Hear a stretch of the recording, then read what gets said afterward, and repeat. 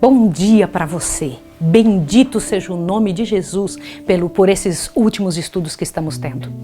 Irmãos, eu estou impressionada com a mensagem do grande conflito. Nós já lemos ano após ano, só que nunca havíamos tido tanta visão sobre os mínimos detalhes desse livro. Que bênção de Deus para esses últimos dias. Mas em contrapartida, eu tenho visto também que uma multidão de pessoas, assim como Satanás agora deve estar atormentando muito para que muita gente não estude, porque esses são os principais capítulos. Eu tenho certeza do que eu estou lhe falando neste momento, em que as pessoas deveriam estar aumentando a quantidade de gente para saber e para ouvir. Satanás nos distrai com uma série de outras situações, ou mesmo como esta situação da natureza humana, a gente acaba desistindo das coisas. Você vê que as pessoas elas não terminam as suas escolas, elas não terminam o que começam, mas em nome de Jesus não pare, eu lhe imploro, não pare. São os capítulos principais. Nós precisamos estar envolvidos com essa verdade. Ontem estudamos como é que acontece o perdão nos livros do céu. De que jeito que estão ali gravados as minúcias do que falamos, do que pensamos e do que somos. E nós podemos, pela graça e poder de Deus, ir ao santuário celestial e resolver essa situação, porque Jesus está lá por nós. Hoje nós vamos estudar por que existe o sofrimento. Você vai entender de forma clara como é que o mal é erradicado, de que jeito que foi que Jesus fez isso. Eu vou orar por você agora. Vamos lá? Santo Deus e amado Pai, nós estamos nas Tuas mãos e rogamos a Ti a Tua bênção. Realiza a Tua obra de redenção em nossa vida, pela graça e pelo poder de Jesus. Em nome dEle, lançando essa oração para o lugar santíssimo agora, onde Jesus está por nós, é que eu rogo e agradeço. Amém. O seu programa A Tocha está começando.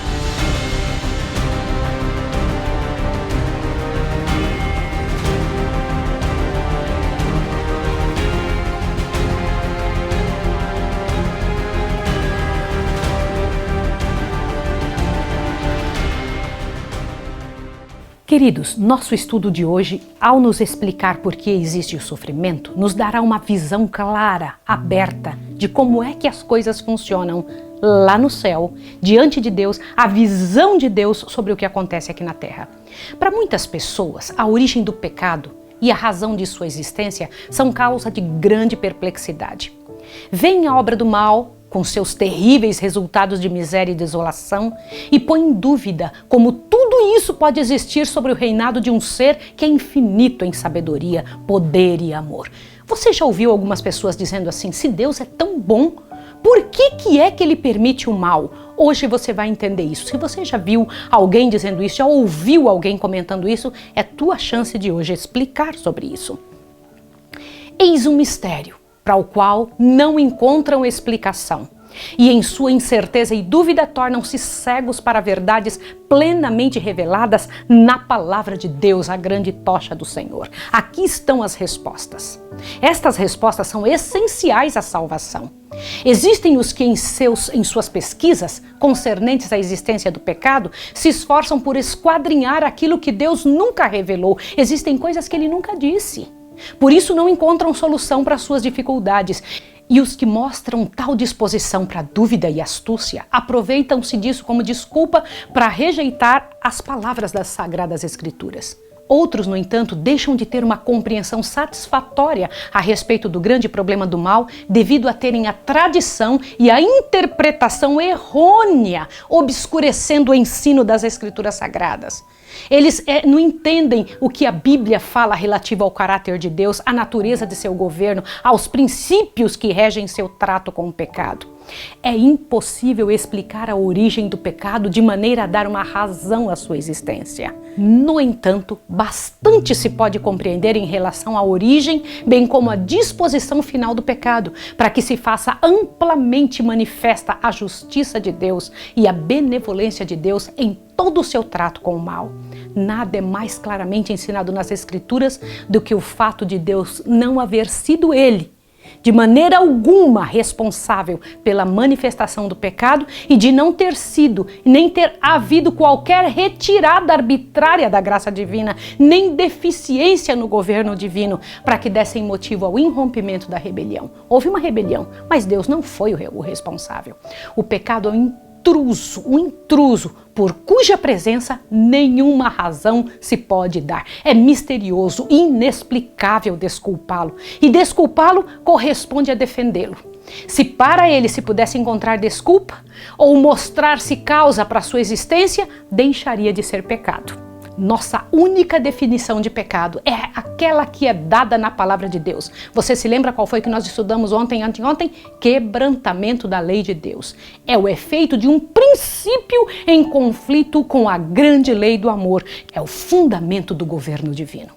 Assim, antes da manifestação do mal, havia paz e alegria por todo o universo. Tudo estava em perfeita harmonia com a vontade do Criador. O amor a Deus era supremo, imparcial. O amor de uns para com os outros. Cristo, o Verbo, o unigênito de Deus, era um com o eterno Pai, um na natureza, no caráter e no propósito. E o único ser em todo o universo que poderia entrar nos conselhos e propósitos de Deus. Por Cristo, o Pai efetuou a criação de todos os seres celestiais.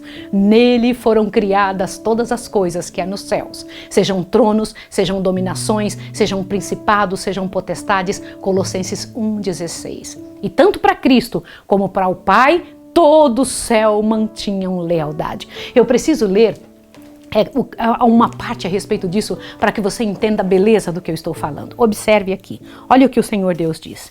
Sendo a lei do amor o fundamento do governo de Deus, a felicidade de todos os seres criados dependia de uma perfeita harmonia com seus grandes princípios de justiça.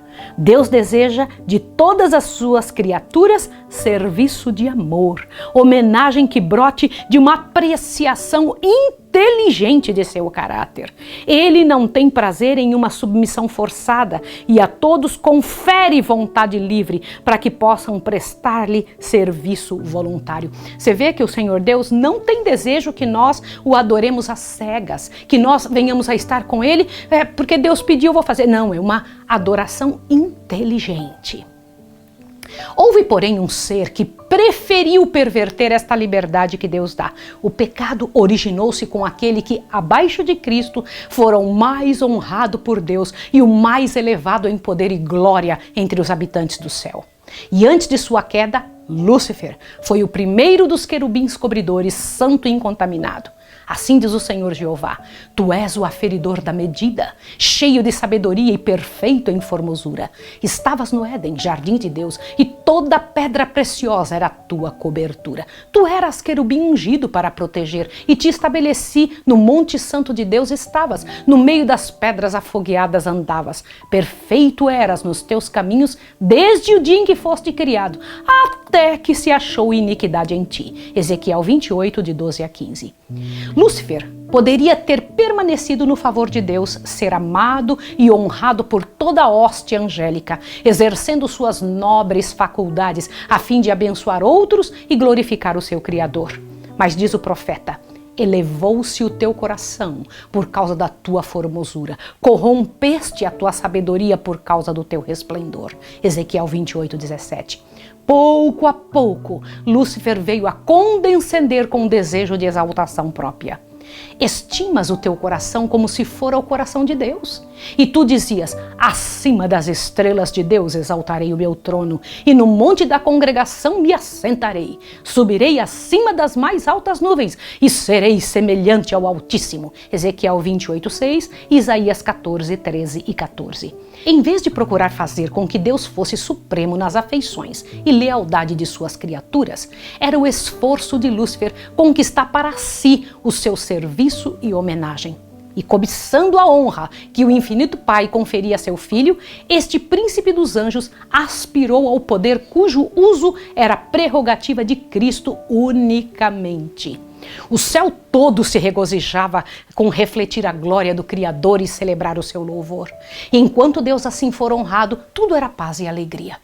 Uma nota dissonante, porém, deslustrava agora as harmonias celestiais. O serviço e exaltação em prol do eu, contrários ao plano do Criador, despertavam prenúncios de males nas mentes, para as quais a glória de Deus era suprema.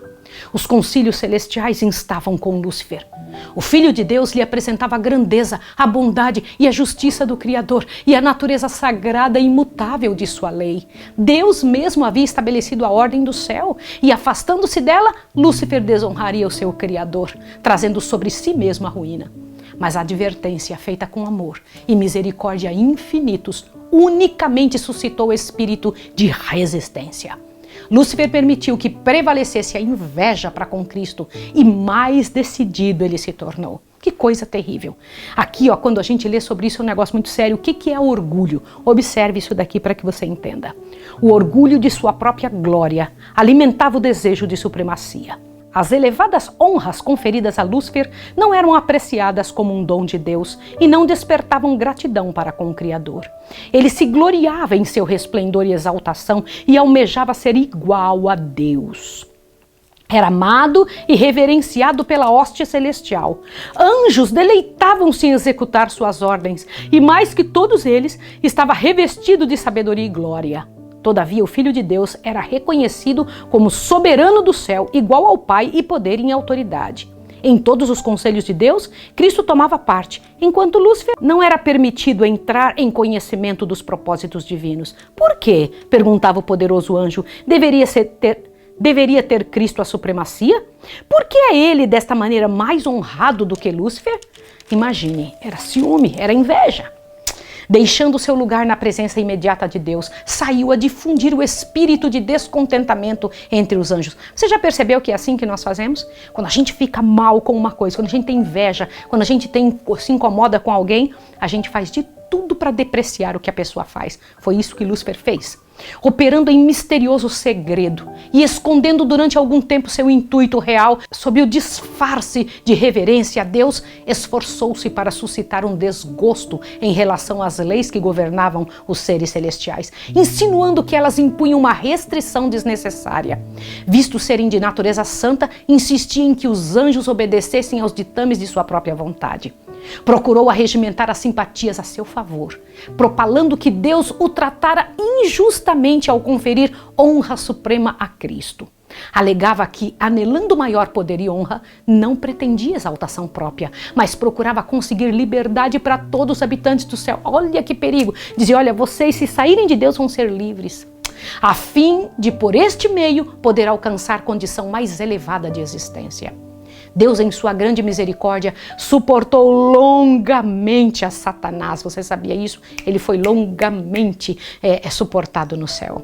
Este não foi imediatamente degradado de sua posição elevada, quando a princípio condescendeu com espírito de descontentamento, nem mesmo quando começou a apresentar suas falsas pretensões diante dos anjos fiéis.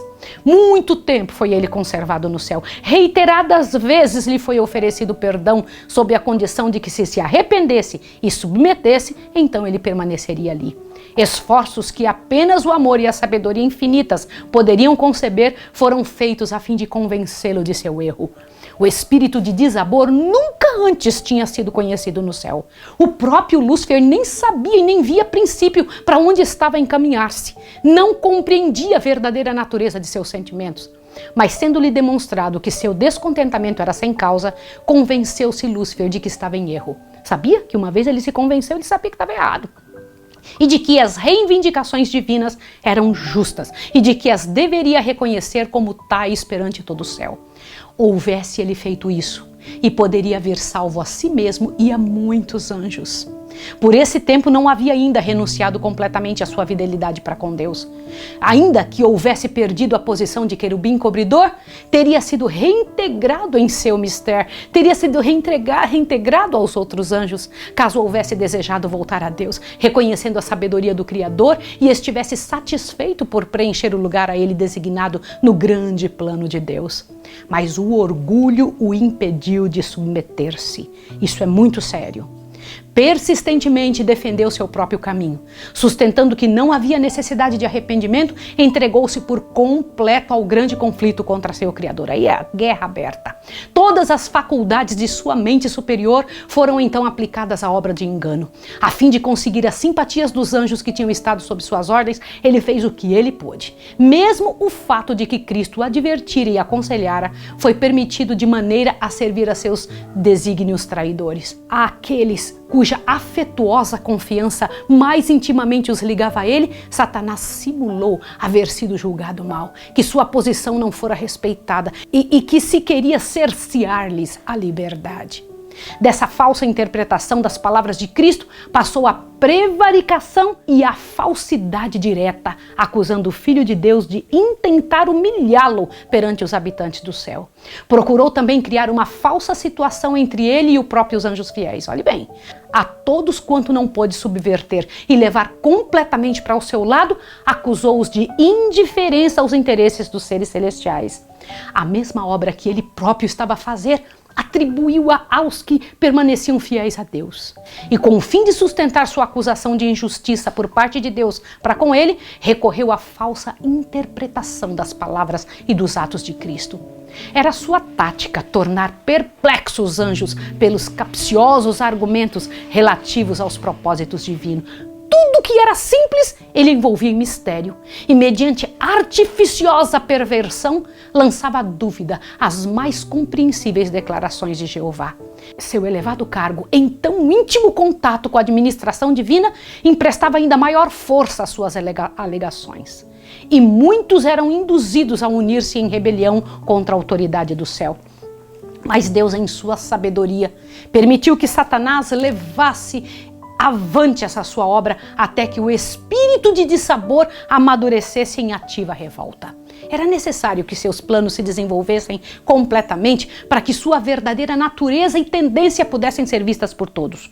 Como anjo querubim ungido, Lúcifer fora altamente exaltado, grandemente amado pelos seres celestiais. Era forte sua influência sobre eles.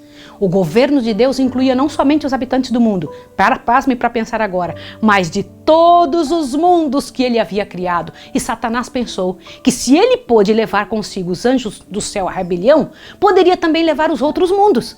E ardilosamente apresentava o lado da questão que lhe dizia respeito, empregando sofismas, fraude, a fim de atingir seus objetivos. Seu poder para enganar era muito grande, e disfarçando-se sob o manto da falsidade, obtivera vantagem. Mesmo os anjos fiéis não lhe podiam discernir perfeitamente o caráter, ou ver para onde estava levando essa obra. Satanás fora altamente honrado, sendo todos os seus atos de tal maneira revestidos de mistério que difícil era desvendar aos anjos a verdadeira natureza de sua obra. Antes que se desenvolvesse completamente, o pecado não parecia o mal que em realidade era. Até ali não ocorrera ele no universo de Deus e os seres santos não tinham qualquer concepção de sua natureza e malignidade. Não podiam discernir as terríveis consequências que resultariam de se pôr de parte a lei divina. Satanás, a princípio, ocultara sua obra sobre uma profissão capciosa de lealdade a Deus. Alegava estar procurando promover a honra de Deus e estabilidade em seu governo e o bem de todos os habitantes do céu, ao mesmo tempo em que incutia o descontentamento no espírito dos anjos a esses que eram subordinados a ele, dava astutamente a impressão de que estava procurando remover as discórdias e o dissabor. Quando insistia em que se fizessem mudanças na ordem e nas leis do governo de Deus, era sob o pretexto de serem elas necessárias a fim de preservar a harmonia no céu. Que mente essa de Satanás! Em seu trato com o pecado, apenas podia Deus empregar a justiça e a verdade. Satanás podia fazer uso daquilo que Deus não usaria: lisonja e engano. Procurava falsificar a palavra de Deus e representara falsamente seu plano de governo perante os anjos, alegando que Deus não era justo ao estabelecer leis e regras aos habitantes do céu. Presta atenção. Bem assim é hoje. Deixa eu falar uma coisa com você. Do jeito que foi no céu, é hoje também. Pessoas que não estão próximas de Deus acham que regras são um problema, que regras não se precisa para certas pessoas, que não precisa isso, que toda essa força, toda essa pressão, entendem como pressão as regras que Deus coloca em sua palavra e na vida das pessoas que devem lhe servir. Então Lúcifer dizia que Deus não era justo ao estabelecer as leis e regras aos habitantes do céu, exigindo que suas criaturas submissão e obediência. Estava meramente ele dizia que Deus estava procurando exaltação de si mesmo. Portanto, deveria ser demonstrado perante os habitantes do céu, bem como a todos os outros mundos, que o governo de Deus é justo e perfeita sua lei. Satanás fizera parecer que estava procurando promover o bem do universo. O verdadeiro caráter do usurpador e seu objetivo real deveriam ser por todos compreendidos. Você precisa entender essa discórdia do coração dele. Observe isso daqui. A discórdia que seu próprio procedimento determinara no céu imputou a Satanás à lei e ao governo de Deus. Você percebe que Satanás odeia a lei de Deus? Por isso que ele não quer que você e eu estudemos a respeito disso. Olhe bem. Todo mal, declarou ele, ser resultante da administração divina. Quis dizer, olha, se vocês não tivessem feito isso, eu não teria sentido isso. Olha que sério. Alegou ser seu próprio objetivo melhorar os estatutos de Jeová. Portanto, necessário era que demonstrasse a natureza de suas pretensões, provando o efeito de suas propostas mudanças na lei divina. Ai, que arrogância! Achou que poderia... Olha, eu vou melhorar o governo de Deus. Ó. A sua própria obra deveria condená-lo. Satanás pretendeu desde o princípio que não estava em rebelião. Todo o universo deveria ver o enganador desmascarado. Por isso que Deus teve que esperar. Deus disse, olha, é isso que você está fazendo, eu vou ter que provar diante de todo o universo quem realmente está com a razão. Por quê? Porque o Senhor Deus, ao deixar Lúcifer agir, estava mostrando para o universo qual era o resultado de sua ação. Mesmo quando foi decidido que ele não mais poderia permanecer no céu, a sabedoria infinita não destruiu a Satanás.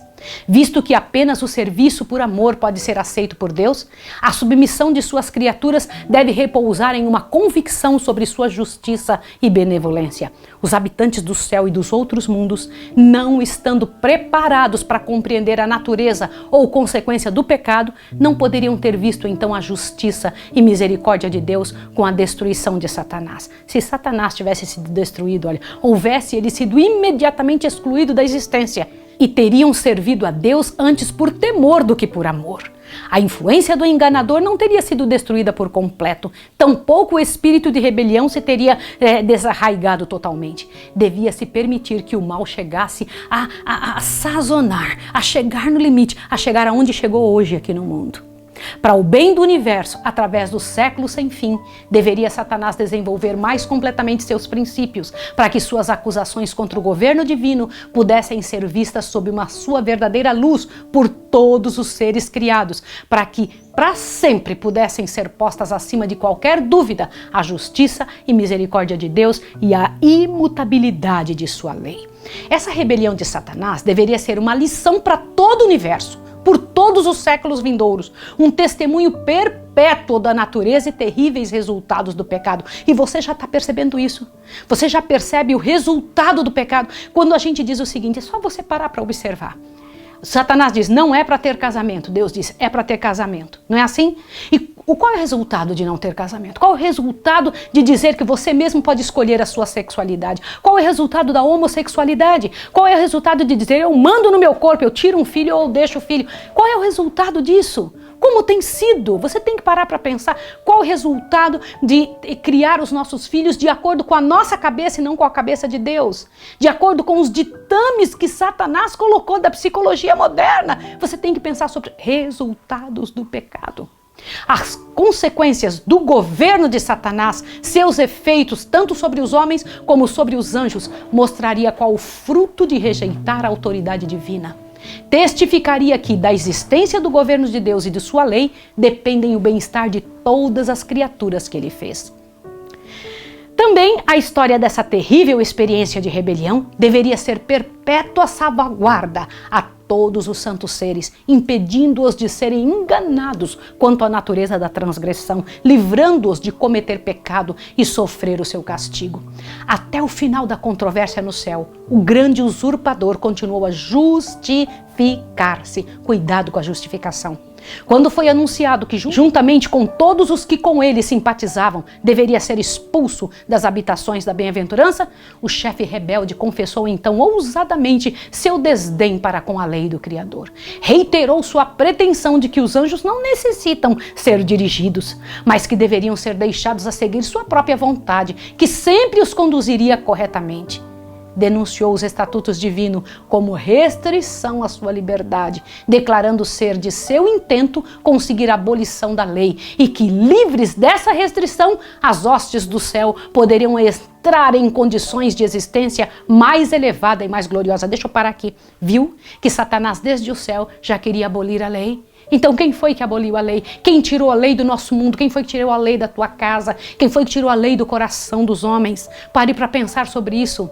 Concordando entre eles mesmos, Satanás e sua hoste lançaram a culpa de sua rebelião inteiramente sobre Cristo, declarando que se eles não houvessem sido acusados, não teriam se rebelado. Para pensar sobre isso. Isso é muito sério. Quantos de nós dizemos assim: olha, eu só me revoltei, só fiz tal coisa porque você fez tal coisa.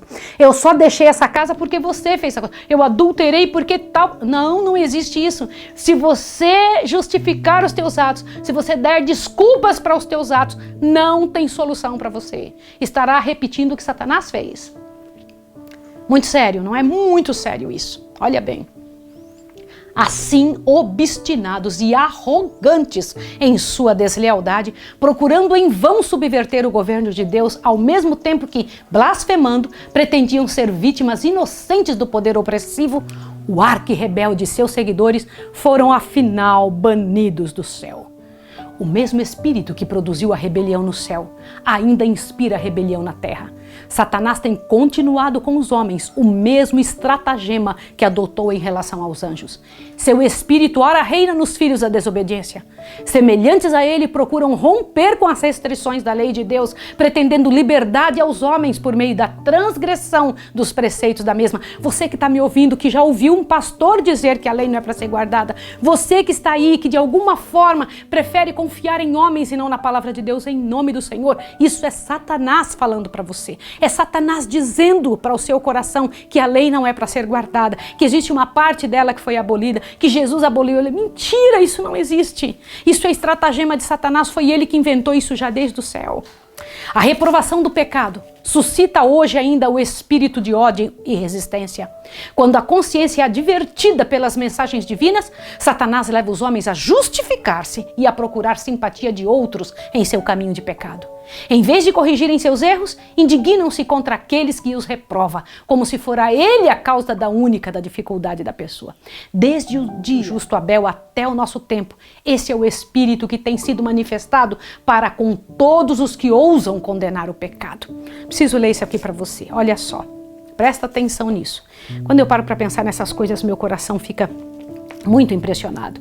Pela mesma representação falsa do caráter divino, por ele dada no céu, fazendo com que Deus fosse considerado severo e tirano, Satanás induziu o homem a pecar. E, logrando ser bem-sucedido nisso, declarou que as injustas restrições de Deus haviam motivado a queda do homem, assim como determinava a sua própria rebelião. Esse é um tremendo de uma armadilha que nós passamos também, de achar que nós temos razão de agir como agimos.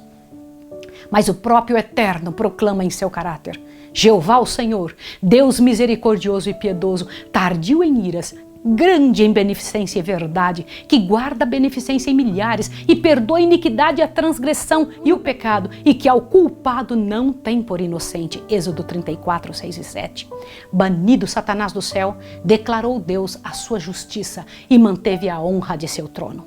Quando, porém, o homem pecou, cedendo aos enganos desse espírito apóstata, Deus ofereceu uma prova de seu amor, entregando o unigênito filho para morrer pela raça decaída. Na expiação revela-se o caráter de Deus. O poderoso argumento da cruz demonstra ao universo todo que o caminho do pecado, escolhido por Lúcifer, da maneira alguma era atribuível ao governo de Deus. Na luta entre Cristo e Satanás durante o ministério terrestre do Salvador, foi desmascarado o caráter do grande enganador. Nada poderia tão eficazmente ter desarraigado de Satanás as afeições dos anjos celestes e de todo o universo fiel como fez a sua guerra cruel ao Redentor do mundo. A ousadia, a ousada blasfêmia de sua pretensão de que Cristo lhe rendesse homenagem. Lembra disso? Quando Satanás foi lá pedir a Jesus que lhe adorasse. Lembra quando estava nas tentações de Cristo? Seu pretensioso atrevimento ao levá-lo ao cume da montanha e ao pináculo do templo, ao mau intuito do que se denuncia ao insistir com ele para que se lançasse da vertiginosa altura, a malignidade vigilante que o assaltava de um lugar para o outro, inspirando o coração dos sacerdotes e o povo a rejeitarem seu amor, e o brado final, crucifica-o, crucifica-o. Tudo isso despertou o assombro e a indignação do universo. Foi Satanás que promoveu a rejeição de Cristo por parte do mundo. O príncipe do mal exerceu todo o seu poder e engano a fim de destruir Jesus, pois viu que a misericórdia e amor do Salvador, sua compaixão e eterna brandura estavam representando ao mundo o caráter de Deus. Satanás contestava tudo o que o Filho do Homem visava, empregando os homens como seus agentes a fim de encher de sofrimento e tristeza a vida do Salvador. O sofisma e falsidade pelos quais procurava estorvar a obra de Jesus, o ódio manifesto por meio dos filhos da desobediência, suas cruéis acusações contra aquele cuja vida era de bondade sem precedentes, tudo proveio de um sentimento de vingança profundamente arraigado. Os fogos da inveja e maldade, ódio e vingança que se achavam contidos, irromperam no Calvário contra o Filho de Deus, ao mesmo tempo que o céu todo contemplava a cena com silencioso horror. Ao ser consumado o grande sacrifício, Cristo ascendeu aos céus, recusando a adoração dos anjos antes que apresentasse o pedido: aqueles que me deste, quero que, onde eu estiver, também eles estejam. São João 17, 24. Então, com amor e poder inexprimíveis, veio a resposta do trono do Pai. E todos os anjos de Deus o adorem. Hebreus 1:6. Mancha alguma repousava sobre Jesus. Terminada a sua humilhação, completara-se o seu sacrifício e fora-lhe dado um nome que é acima de todo nome. Aleluia, aleluia, aleluia. Louvado seja o nome de Deus. Olhe bem, apresentava-se agora, sem retoque, a culpa de Satanás. Ele revelara seu verdadeiro caráter como mentiroso e assassino.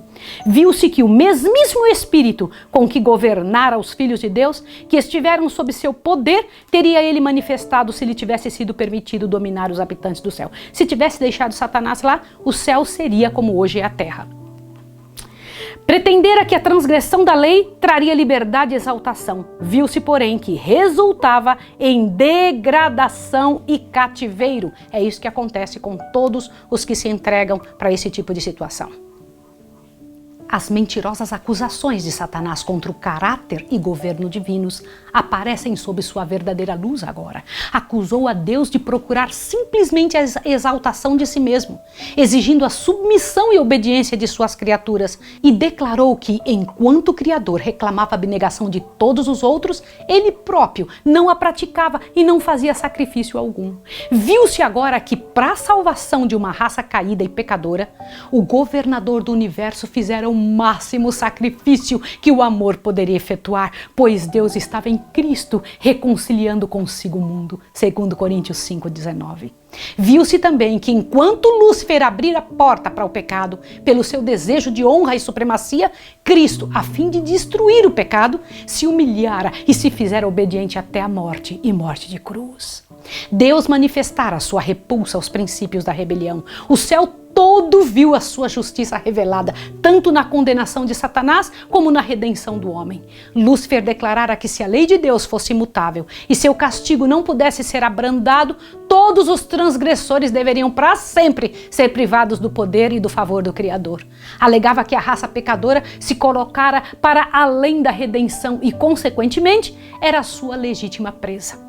A morte de Cristo, porém, era um argumento em prol do homem, argumento que não se poderia refutar. A pena da lei recaiu sobre aquele que era igual a Deus, ficando livre o homem para aceitar a justiça de Cristo e, por uma vida de arrependimento e humilhação, triunfar como filho de Deus sobre o poder de Satanás. Assim Deus é justo e justificador de todos os que creem em Jesus. Aleluia! Mas não foi meramente para efetuar a redenção do homem que Cristo veio à terra e aqui sofreu e morreu. Veio para engrandecer a lei e torná-la gloriosa. Não somente para que os habitantes deste mundo pudessem considerar a lei como esta deveria ser considerada, mas para demonstrar a todos os mundos do universo que a lei de Deus é imutável. Pudessem seus requisitos ser postos de lado e o Filho de Deus não necessitaria então haver dado sua vida para expiar a transgressão da mesma. A morte de Cristo prova ser ela imutável e o sacrifício a que o amor infinito induziu o Pai e o Filho, a fim de que os pecadores pudessem ser salvos, demonstra o universo todo e nada menos que este plano de expiação teria bastado para fazer que a justiça e a misericórdia são o fundamento da lei e do governo de Deus. Na execução final do juízo, ver-se-á que nenhuma causa existe para o pecado. Quando o juiz de toda a terra perguntar a Satanás: por que te rebelastes contra mim e me roubastes os súditos do meu reino? O originador do mal não poderá apresentar resposta alguma. Toda boca se fechará e todas as hostes rebeldes estarão mudas. A cruz do Calvário, ao mesmo tempo em que declara ser imutável a lei, proclama ao universo que o salário do pecado é a morte. No brado agonizante do Salvador, está consumado, soou a sentença de morte de Satanás. Decidiu-se então o grande conflito que durante tanto tempo estivera em andamento e confirmou-se a extirpação do mal. O Filho de Deus transpôs os umbrais do túmulo, a fim de que pela morte aniquilasse o que tinha o império da morte, isto é, o diabo. Hebreus 2,14. O desejo de exaltação própria por parte de Lúcifer levara-o a dizer: acima das estrelas de Deus exaltarei meu trono, serei semelhante ao Altíssimo, declara Deus, e te tornei em cinza sobre a terra, e nunca mais será para sempre. Isaías 14, 13 e 14, Ezequiel 28, 18 e 19. Quando vier aquele dia, ardendo como forno, todos os soberbos, todos os que cometem impiedade serão como palha, e o dia que está para vir os abrasará, diz o Senhor dos Exércitos, de sorte que não lhe deixará nem raiz e nem ramo. Malaquias 4:1. O universo todo terá sido testemunha da natureza e resultados do pecado.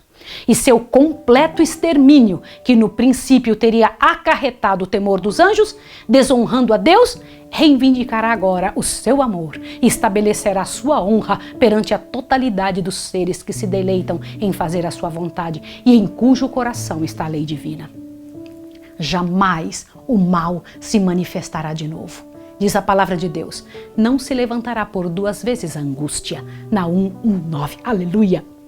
A lei de Deus, que Satanás acusara de jugo de servidão, será honrada como a lei da liberdade. Uma criação experimentada e provada nunca mais se desviará da fidelidade para com aquele cujo caráter foi perante eles amplamente manifesto como expressão de amor insondável e de infinita sabedoria. Aleluia! Louvado seja o nome de Deus!